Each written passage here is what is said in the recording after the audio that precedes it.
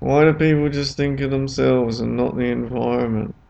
No, because they don't feel anything for the environment. They've never felt much their whole lives. So how are they going to feel much for the environment when they weren't born with much feeling?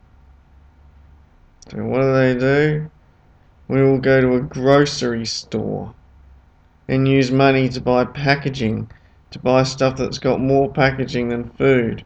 We take this packaging, we have one snack, and we throw this packaging that was mined from the earth using resources to make it, to make some synthetic, hard to break down, artificial, polluting, destructive thing that gets used once, that we throw into the ground. How many people think about this? It's thrown onto the ground. How many people question this? And how many people just go along to the grocery store and talk about the football and the weather and who's getting married and our family and our friends, and that's what we talk about. You why don't you stop and talk about things like that for a change? Like that'd help. You know, talking about trivial things doesn't help, does it? We're not going to advance as a species. I'm not saying don't do it, but that takes up like 99.9 of your conversations. I'm like, jeez. Why not talk about what latest injustice you saw? How sad it was that this person was doing that, that this person was homeless, that that person was treating their kids badly. Why not address reality?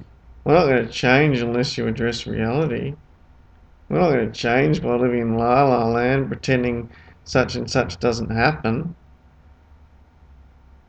You got to address what's happening. If a predator's running towards you, you don't pretend it's not.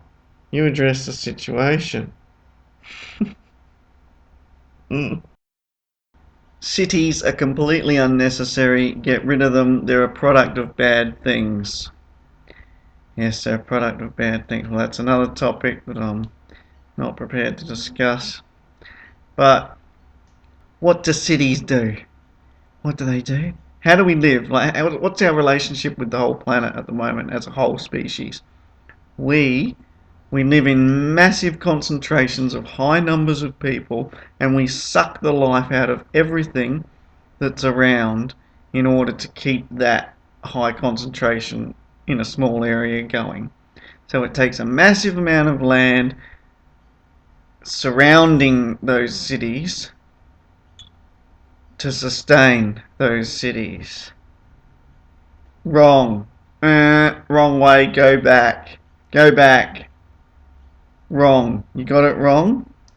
Bad. Destructive. Probably has a time limit on it. Life shouldn't have a time limit on it. We should be able to be living sustainable so it can go forever, shouldn't we? Where are we? What are we trying to get to? There's no material place to get to. There's no material end goal. That's just delusional if you think there is. There may be some end goals, but they're certainly not material. They're certainly not, how would you call it? Maybe animalistic, if you want to use that term. So we should be living in small local communities. We shouldn't need a massive population. Um, what would the reasons be for someone wanting a massive population?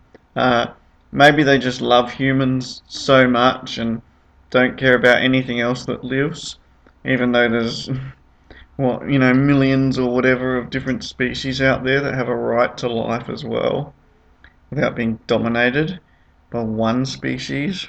Diversity is the way and should be the way. It's the way naturally. We've broken the balance. What would be another reason? If you want lots of slaves slash sheep, or lots of protection in times of war. Why else would you just want, would you just have to have billions and billions and billions of people at the expense of forests, habitats? Look at every city. Every city just about used to be a forest, whether a rainforest or a temperate forest or even bushland like in Australia. Everything. Every capital city in Australia used to be forest.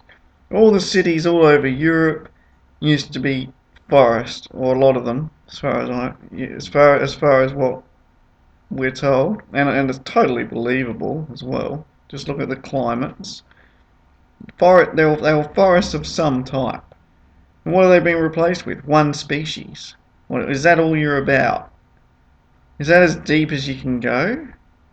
Is that as much as you can care for for for everything that lives on this planet? I'm a person who has enough feeling in my heart to care about the environment as well as for people. And remember that there isn't only two things, the environment and people. Because what's involved in the environment? What does that encompass? That encompasses what? Millions, billions, however many different life forms, from the tiniest little bacteria to big animals and plants and everything in between. There's a lot of life, isn't it? You can't just say humans and the environment as though the sum of everything in the environment is equal to humanity. What? So, so that's just equal, is it? So one species out of all the species matters more.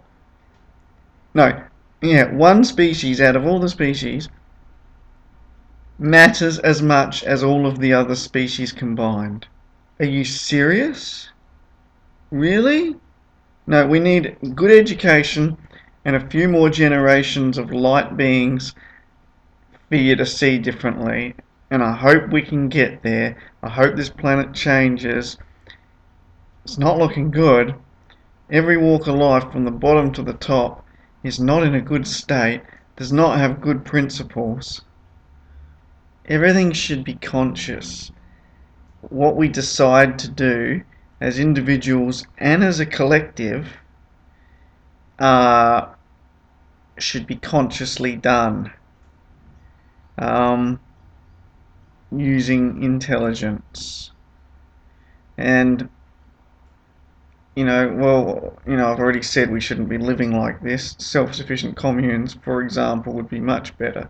But then when we're living like that, we should be deciding what sort of population figures are good, are constructive, and benefit the whole planet and every species on it.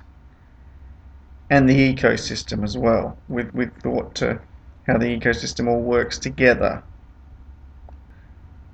And that is a very, very different thing to just doing whatever you want. For example, in the case of making babies, but in many other examples, infinite examples.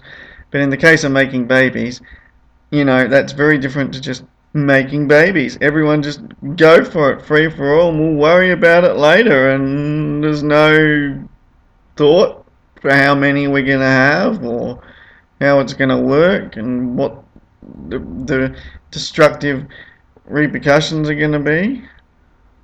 I mean, you got to be realistic. We can't be too scared to talk about things. Can I be realistic for a minute?